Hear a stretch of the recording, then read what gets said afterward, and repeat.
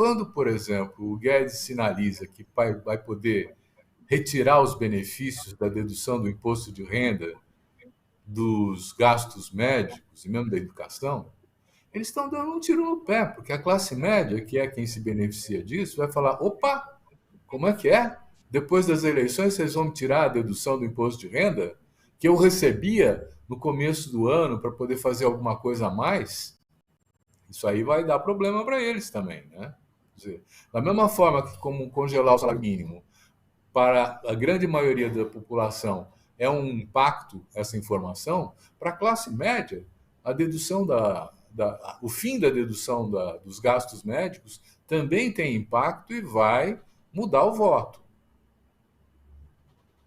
Não dá para entender por que eles estão anunciando isso de véspera, né? Eles lançam sinais contraditórios, né? Anunciam coisas que eventualmente possam ter algum fruto eleitoral e coisas que são suicídio eleitoral, como essa questão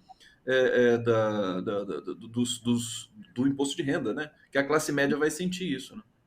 Eles estão tentando falar para vários públicos, né? Então, por exemplo, quando você fala em aumento do salário mínimo ou redução do salário mínimo, você está falando para o empresariado também. O Paulo Guedes fala assim: eu vou congelar o salário mínimo. O empresariado que paga esse salário mínimo vai falar: oba, então estamos aí. Mas ele contenta esse lado, mas descontenta a grande maioria dos eleitores, que são os trabalhadores. Então, é uma estratégia complicada, complexa, né? Você fala de armamento e, ao mesmo tempo, trabalha com os evangélicos, que são contra, né, esse armamentismo. Então, há diversas complicações e contradições por conta da heterogeneidade, inclusive, da base de apoio do Bolsonaro. A campanha do Bolsonaro está com um nítido problema de comunicação. Aliás, acho que eles sempre tiveram esse problema, mas agora ficou acentuado. E eu também não posso deixar de perguntar para você, Catiabava, do episódio do Roberto Jefferson, que foi um estrondo geral e serviu ainda para dividir, né, essa militância digital. Eu soube de bastidores que as campanhas, né, os bunkers do Carlos Bolsonaro e de outro associado ali à campanha digital do bolsonarismo, esqueci, Pablo Marçal, acho que Pablo Marçal. Eles fizeram reuniões de emergência e não conseguiram abafar o efeito estrondoso aí do episódio do Roberto Jefferson. Como é que você interpretou esse evento? Eu prefiro interpretar não como sendo uma loucura de uma pessoa, mas como sendo expressão do grupo mais radical de ultradireita do bolsonarismo. Não é? Quer dizer, vamos associar isso a. Eu acho que começa com a Marielle Franco, né? O assassinato dela. Moa do Catendê, aquele tesoureiro do Rio Grande do Sul que foi morto a facadas, o petista, né, pelo bolsonarista.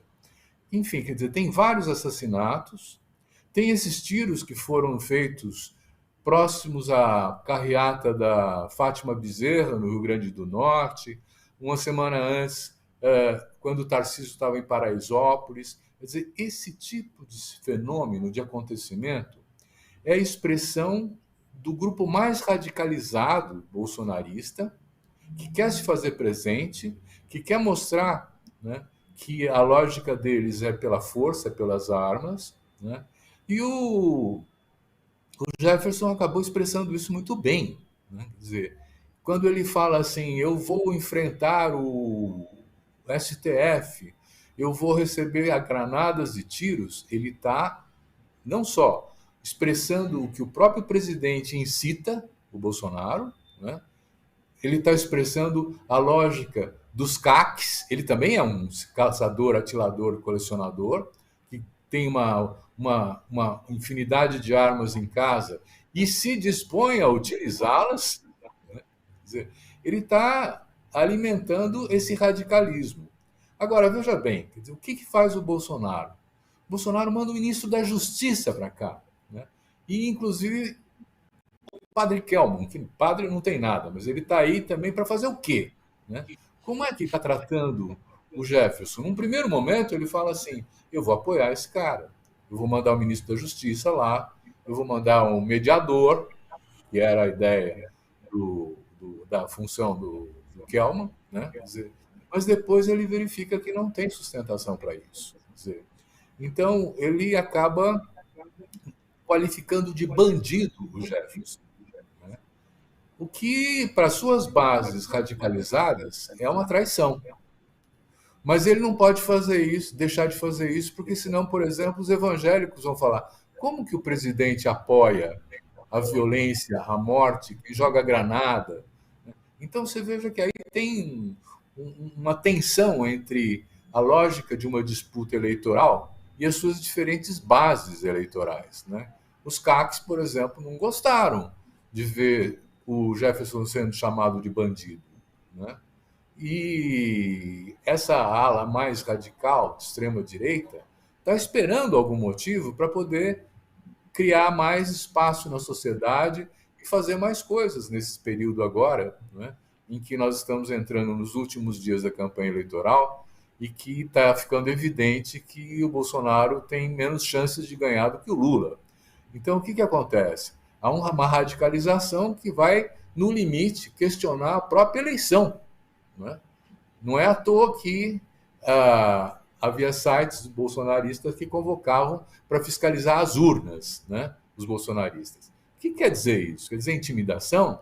Quer dizer melar o jogo no meio da apuração? Quer dizer, é previsível que ocorram coisas que são, de alguma maneira, a expressão dessa radicalização no plano da sociedade, né? Perfeitamente. Eu não Temos vejo o ouvintes. Jefferson como maluco, não. Embora ele seja também, quer dizer, Sim, aliás, a Damares também, a gente pode questionar se ela está em pleno juízo das suas funções, essas coisas assim. São fanáticos que estão alinhados com uma linha de extrema-direita radical, né? E que não se importam com as consequências. Quer dizer, quando o Jefferson atira na polícia, ele está atirando nas instituições, né? Quando ele enfrenta o Supremo Tribunal Federal, ele está falando: me lixo pela lei, pela ordem, pela cidadania, pelos direitos, né? E, de fato, é curioso que a Polícia Federal não tenha retrucado, não tenha atirado também. Isso foi uma atitude inteligente da Polícia Federal, que não quis, vamos dizer assim, alimentar uma crise que estava sendo sinalizada pelo Jefferson de uma maneira mais radical.